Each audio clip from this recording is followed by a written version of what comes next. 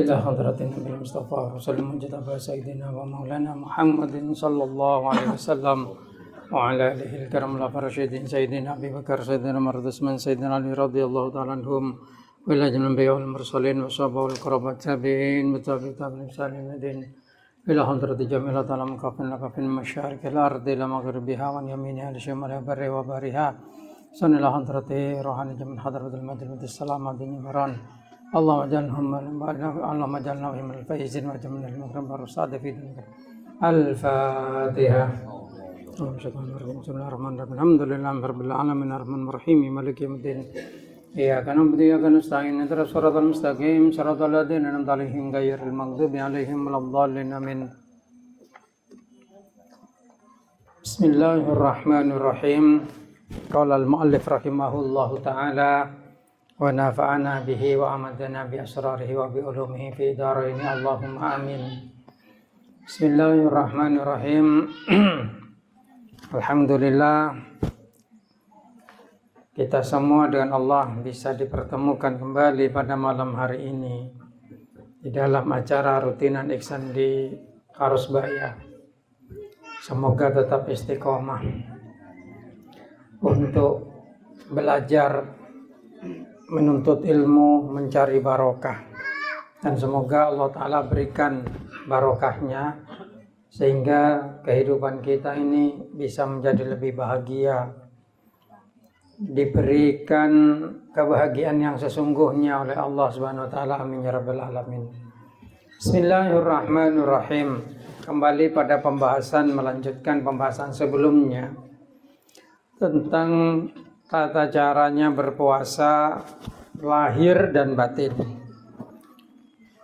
Berkali-kali ditegaskan oleh Imam Al-Ghazali di dalam kitabnya ini, Bidayatul Hidayah, bahwasanya berpuasa itu tidak cukup hanya menahan lapar dan dahaga saja, tapi juga harus menjaga hawa nafsu, menjaga ucapan, menjaga anggota badan, dan lain sebagainya.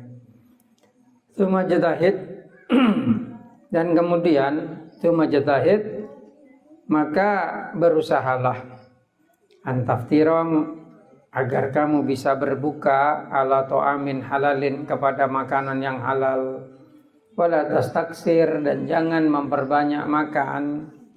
Jadi mau ngapasah, mau ngabuka nyari daeran sehalal, bencaknya banyak.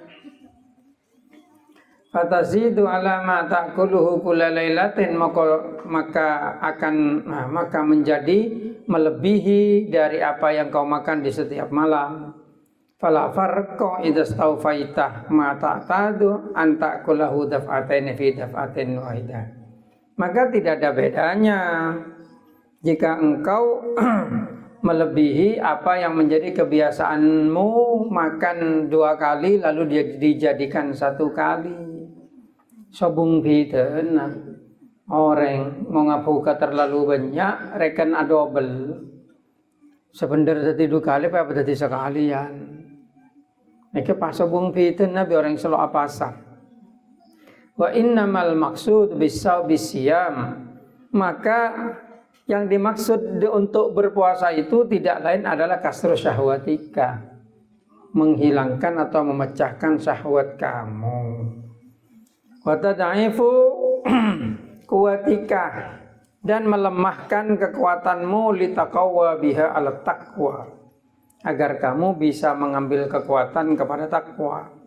Jadi apa? Saneka totjunna untuk melemahkan badan. Apa saneka totjunna male badan ben syahwat. Nang badan neka bada hawa nafsu seolah.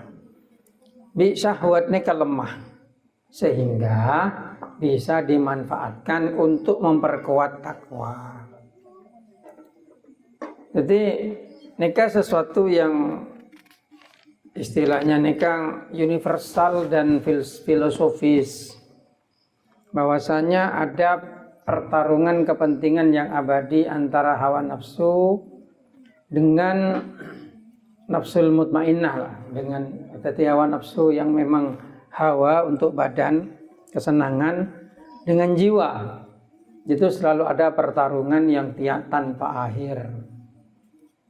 Manusia kan mau melihat fenomena itu ya hanya ada dua. Ada yang menang hawa nafsunya, ada yang menang hatinya, jiwanya. Mau semenang jiwanya, kisah ajeng fajeng kisah. Semakin ngantuk, apa jeng, makin lesoh, apa jeng, makin lapar, apa asa. Mereka semenang jiwanya. Tapi mau semenang hawa nafsuna, lebih ada alasan terlalu apa jeng. Lebih ada alasan terlalu apa asa. Lebih ada alasan membenarkan diri sendiri dan darurat. Makanya tambah alim orang ini tambah bahaya aslinya. Karena kealimannya kalau tidak diikuti dengan kekuatan hatinya, maka yang terjadi adalah ulama usuk. Ulama yang membenarkan sesuatu yang salah berdasarkan ilmunya. Nah disitulah kenapa kemudian Allah Ta'ala membuat ibadah-ibadah seperti puasa. Yang memang tujuannya adalah melemahkan hawa nafsu, memperkuat hati dan jiwa. Faida akal ta'asyiyatan ma tadarakta bihi ma fataka dhahwa. Kalau kamu makan di waktu sore itu sesuatu yang melebihi kepada apa yang hilang di waktu pagi, fala faidah tapi saumika. Maka enggak ada faedahnya puasamu itu. Jadi mau sampean buka puasane kadeeren ngelebihin biasanya saya deer dari bekto pagi kan ada parlona puasa. Cek tabung bakun kenyang metodong rekana. Wakot sakulat alaika ma'adatu kaban ongku berak dak sampean panapa tabung sampean. Meberak tabu nekam. Mungkin orang makin cek banyak berat tabu. Aneka. Kenapa bentar? Banyak seberat tabung. Akhir ala ko malas. Napa boleh ibadah? Ala ko malas. Napa boleh ibadah? Pai soro awirid sejam doh. Percaya abid dah. Awirid seberapa jam dah kerasa agak di awirid sehari semalam. Ki pola na tabu nih kabar, nenek. Saking tabu apa biasa lapar, ada secokop benih sekenyang. Maka tantona ibadahnya kedamaian. Membuat malas ibadah ki pola na banyak kalau esena tabu sehingga mengakibatkan malas dan neka. Wa ma bi'aun Sobung tabada abgadu ilallah saya kebaciin mongko Allah Ta'ala mimbat ni maliin etempeng tabu saya epol min halalin dari barang halal. Fakaifa idza mulia min haramin. Pas katina apa mau bayi pol barang haram tak tambah kebaci ibi Gusti Allah Ta'ala. Tabu kenyang markana barang halal kebaci ibi pangeran. Napa boleh tabu kenyang markana barang haram. Salam. Tambah kebaciin. Jadi tahore tabu nika jak pol tabu nika sejauh kebabain sekerana lebih sampean bisa beraktivitas kalaban sampurna. Lo usah terlalu kenyang, lo usah terlalu banyak tabu nika esena. Faida arafta makna saum maka samangsan oneng sampean makna saum minda makna napasa pas taksir minhu mastatokta tore bebenya. Jadi ketika kita tahu tujuan napasan ini kenapa malai badan neka pelemah hawa nafsuna malai bisa bertakwa ngalak kekuatan kalaban ngelakonin kebagusan. Ketika hawa nafsu lemah maka semangat takwanya akan menguat. Nah ini ketujuan apa sah? Ketika banyak apa asaneka? Fa innahu asasul ibadah. Fa asaneka termasuk pondasi na ibadah. Soalnya kuat dah ibadah. Sampean mong ada erbenya apa jeng kadang ngantau. Dan neka. Nah, neka markena bola na kenyang. Tapi mong tepat lapar, apa jeng neka sampean bisa lebih kuat. Mungkin par lapar. Dan neka terlalu lapar kilo bisa netek. Dan neka. Jadi kau tu latin kalau tepak posisi napasan neka totjuna justru mekuat jiwana melemahkan dak hawa nafsuna neka totjuna bahasa wa miftahul qurbat ban kunci dari sedajana asma ke pangeran dari sedajana kegiatan seh mesemak ke pangeran neka bahasa. Qala Rasulullah sallallahu alaihi wasallam adabu pasar Gusti Kanjeng Nabi Muhammad sallallahu alaihi wasallam kullu hasanatin bi asyri amsar. Qala Allah taala.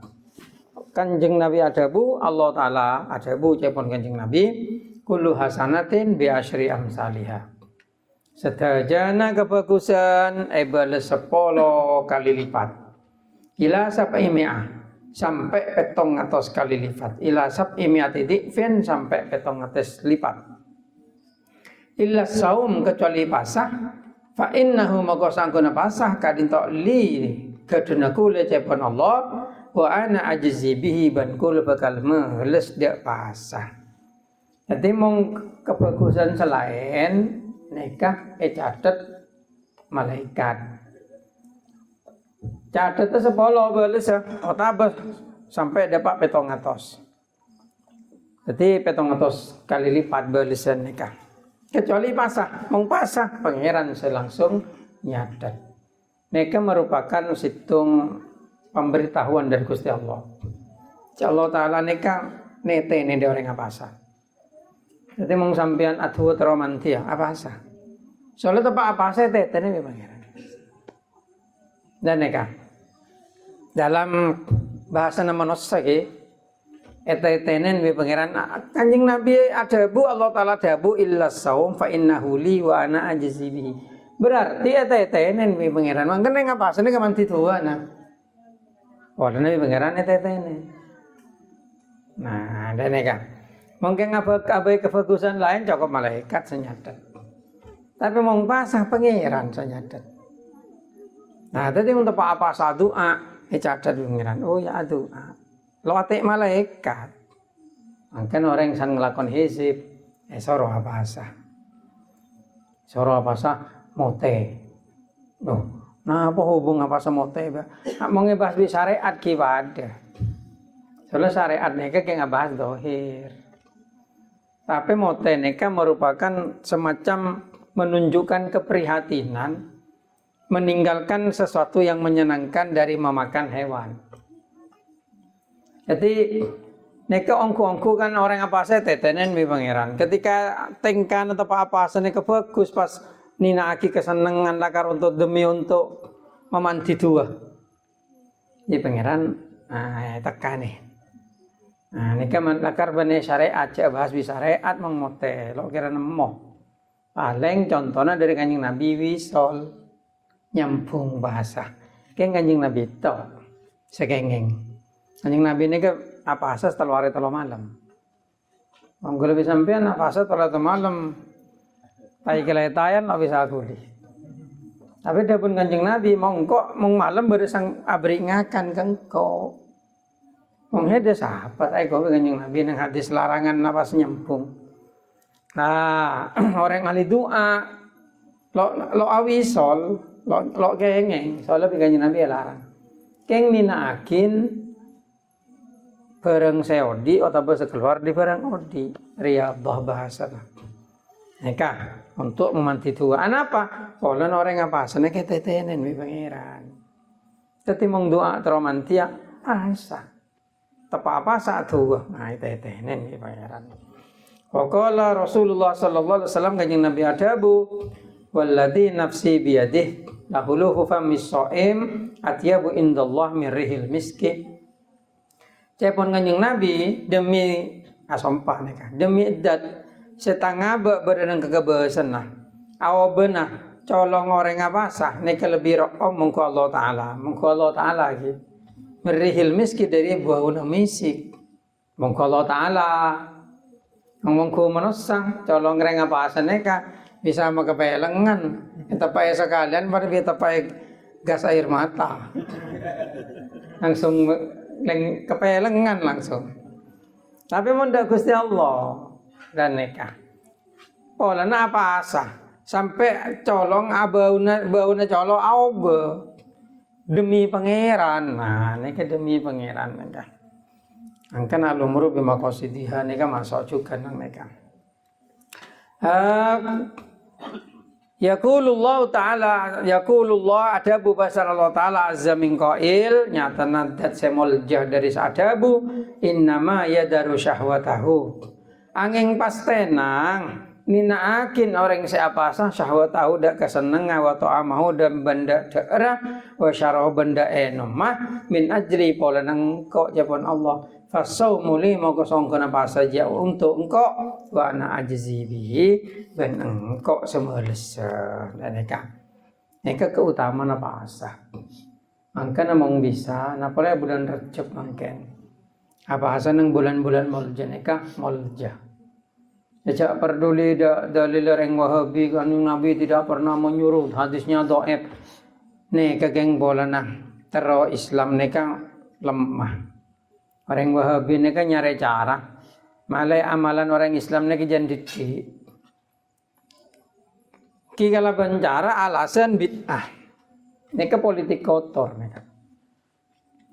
Soalnya saya bid'ah akhirnya justru amalan-amalan sama kuat orang Islam mempersatukan orang Islam. Apa polana? Polana mirip kalaban strateginya Van der Plas lambak tepak ngebesan Aceh.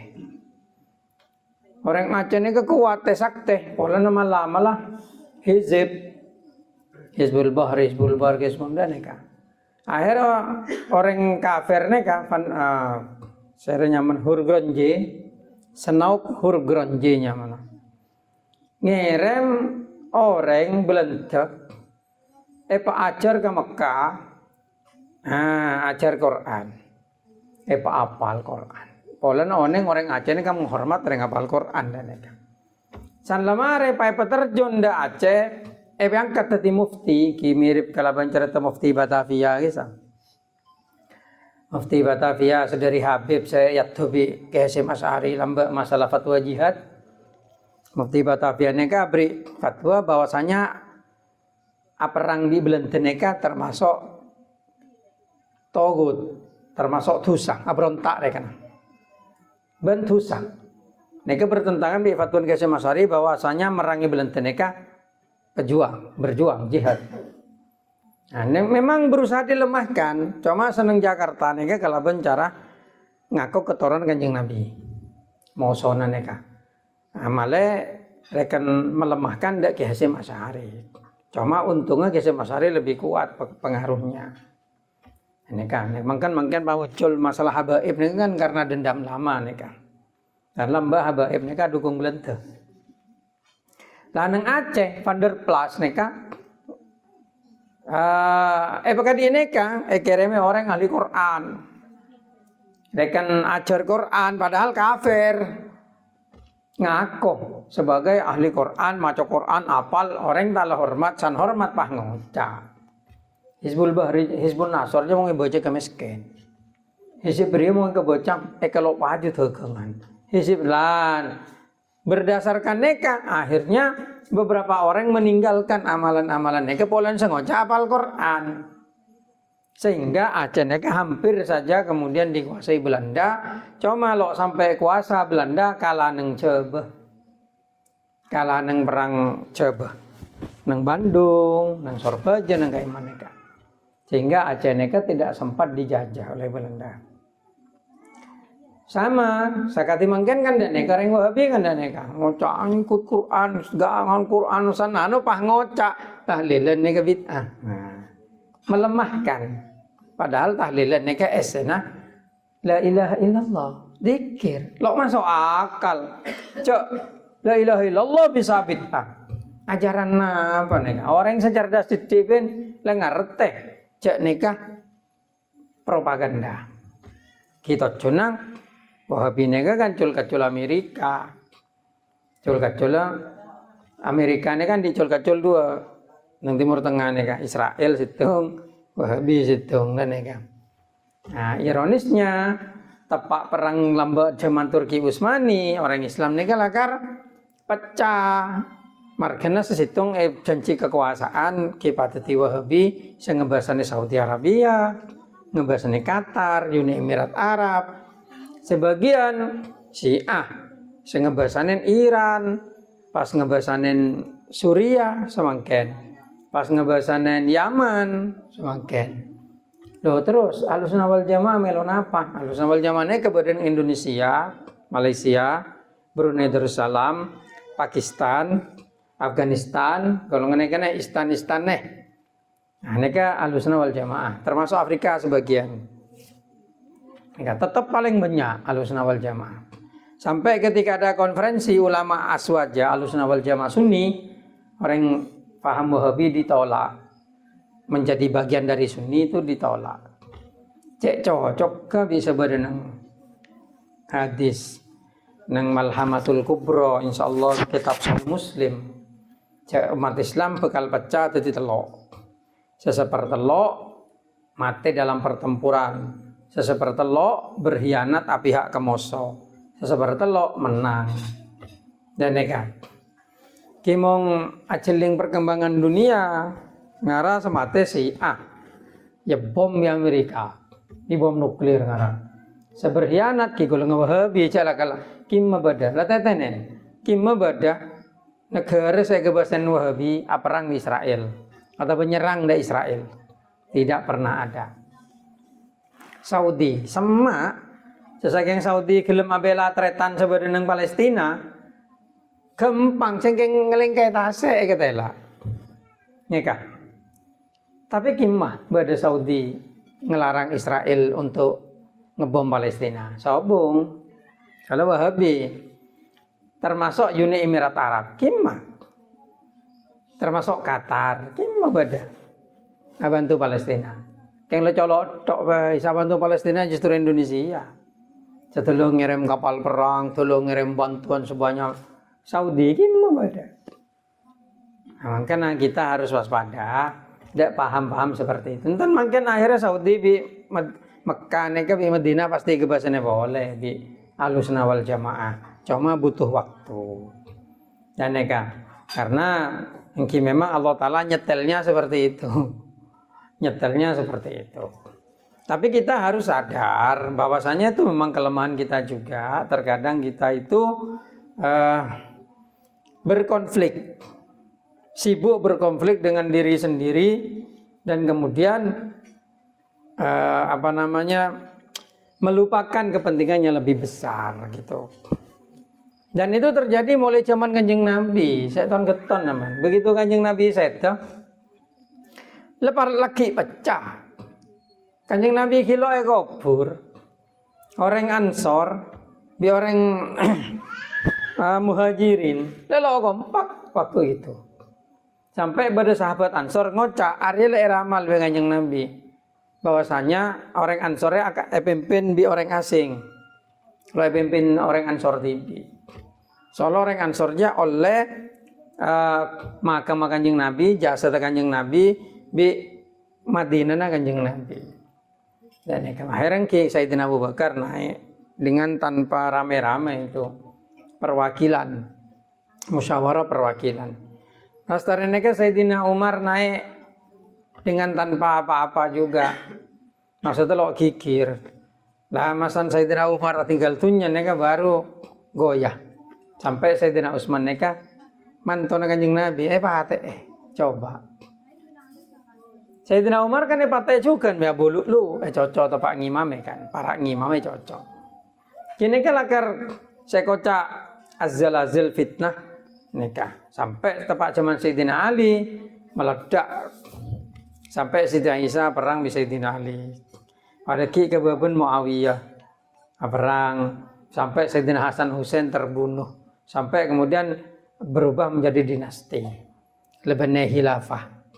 tapi dinasti. Dan sampai sekarang mereka kilo bisa beli. Saudi Arabia kerajaan, Brunei Darussalam kerajaan, dan Indonesia demokrasi, Malaysia parlementer.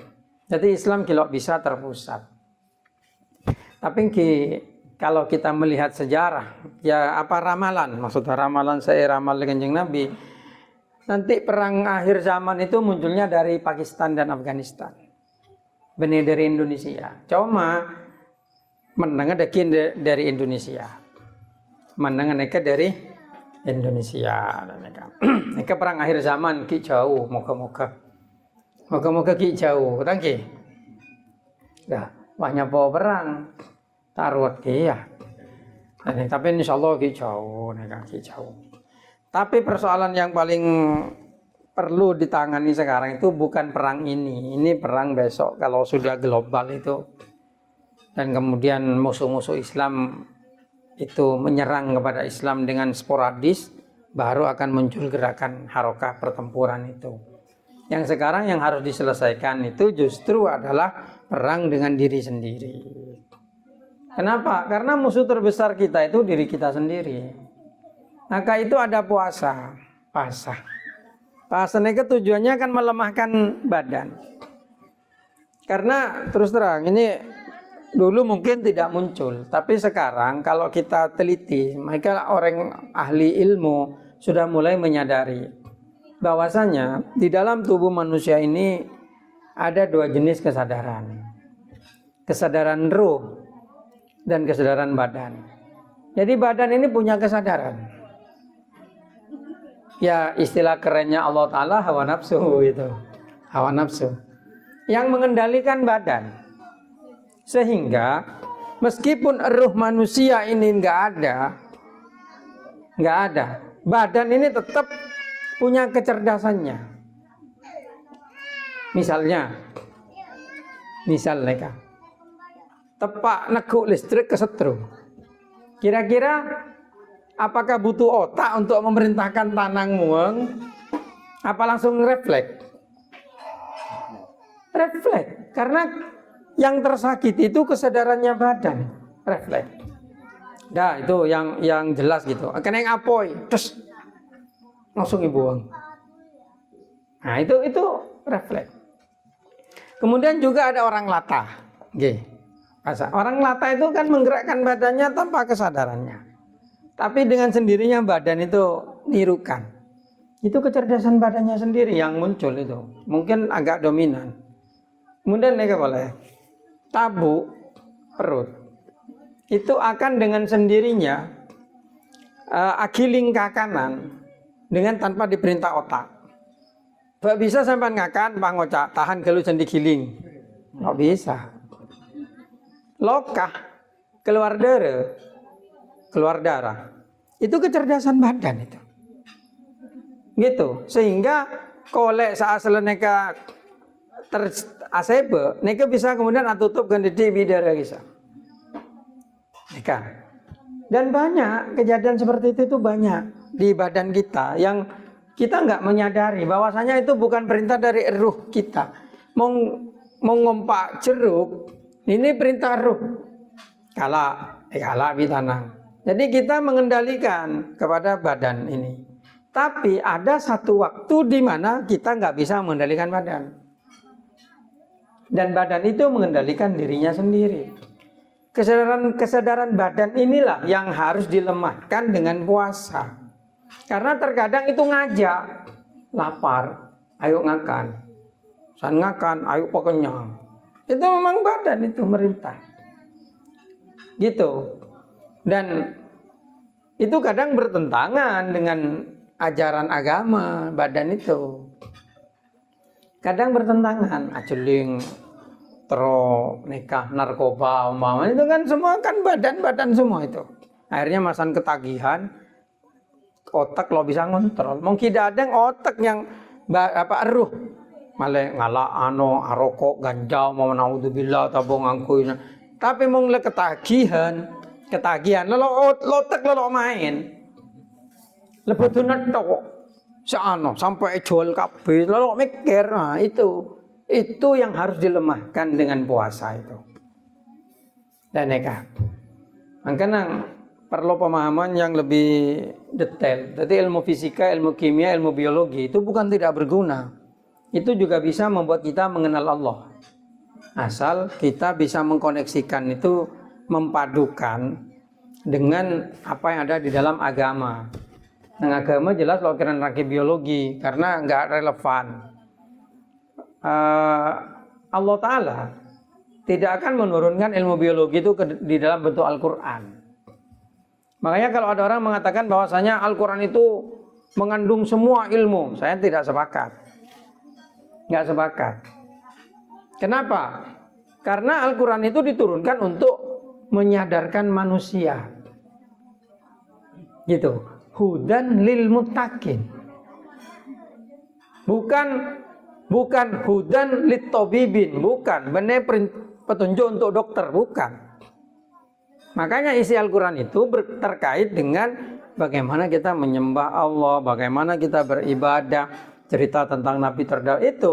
Nggak ada di Al-Quran kemudian menerangkan tentang matematika. Nggak ada di Al-Quran menerangkan biologi, fisika, kimia. Tapi bukan berarti ilmu itu tidak ada. Yang tidak ada di Al-Quran bukan berarti tidak ada. Kita harus bijak untuk menyikapi itu. Makanya ketika ada orang non-Islam kemudian tanya, katanya Al-Quran itu memuat semuanya. Apakah ada ilmu biologi dalam Al-Quran? Ya kita harus dengan jujur, nggak ada. Karena tidak relevan dengan tujuan Al-Quran itu diturunkan. Tetapi di dalam Al-Quran ada sebagian ilmu biologi yang ditemukan jauh sebelum manusia memiliki mikroskop. Seperti pembentukan manusia. 40 hari menjadi darah, darah menjadi daging kempal. Itu gak ada. Zaman dulu USG itu gak ada. Tapi di Al-Quran diterangkan seperti itu dan setelah diteliti kok tepat. Benar, memang begitu. 40 hari itu sudah diuji itu dengan orang-orang barat. Dan benar. Makanya ketika orang melihat kenyataan itu banyak masuk Islam. Ini nggak mungkin dikarang oleh manusia. Kenapa? Proses biologi pembentukan manusianya benar. Benar akan itu memang ketika diteliti. Nah itu, orang yang mengenal Al-Quran dengan baik pasti akan masuk Islam. Apalagi Al-Quran diturunkan kepada seorang penggembala domba, tidak pernah sekolah, yatim piatu, nggak pernah ketemu atau bersinggungan dengan orang pintar sama sekali. Yalah Kanjeng Nabi. Makanya gelar Al-Ummi, tidak bisa baca tulis, itu kebanggaan untuk Nabi karena membuktikan kebenaran Al-Quran itu.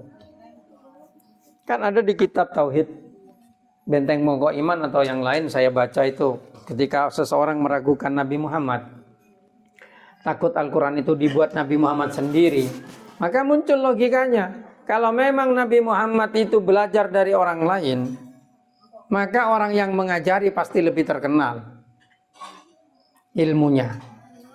1, 2, kalau itu diajari oleh setan, setan tidak mengajarkan kebaikan. Gitu. Kemudian kalau itu ditiru Nabi Muhammad dari kitab suci yang lain, Kanjeng Nabi tidak bisa baca. Rekan dianggap Kanjeng Nabi itu nerok. Kan sekarang munculnya orang Nasrani nuduhnya orang Kanjeng Nabi itu niru kitabnya orang Nasrani tentang sejarah nabi-nabi. Kok bisa sama dengan sejarahnya nabi-nabi yang ada dalam kitab Nasrani? Langsung dibantah itu. Nabi tidak bisa baca.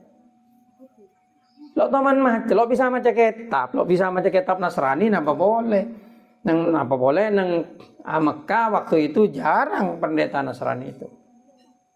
Lalu tiba-tiba muncullah Al-Quran yang sangat sahih. Kalimatnya menakjubkan, isinya menakjubkan. Bahkan tentang teori biologi, ada teori astronomi, dan teori-teori yang lain yang sampai sekarang belum ada salah satupun. Maka ya nggak bisa diterima akal, kecuali Nabi itu betul-betul Nabi. Kan yang baru-baru ini kemudian ditampilkan itu kata hari, yaum, dalam Al-Quran itu ada 365. Coba. Kata syahrun ada 12 dalam Al-Quran. Nggak bisa tepat. Neng Quran kabeh itu kata syahrun 12. Padahal benyang bulan nunggu gitu. Sampai ya kata minggu bareng itu 7, ada 7 gitu. Itu kebetulan yang menakjubkan dalam Al-Quran. Cuma kadang kita sendiri itu tidak mengetahui keajaiban Al-Quran. Itu dari perspektif mereka itu sudah ajaib. Kalau perspektif kita kan lebih dalam. Orang mau baca Bismillah petang tak belum boleh 6. Asal lo cinta bisa cinta. Itu kan keajaiban.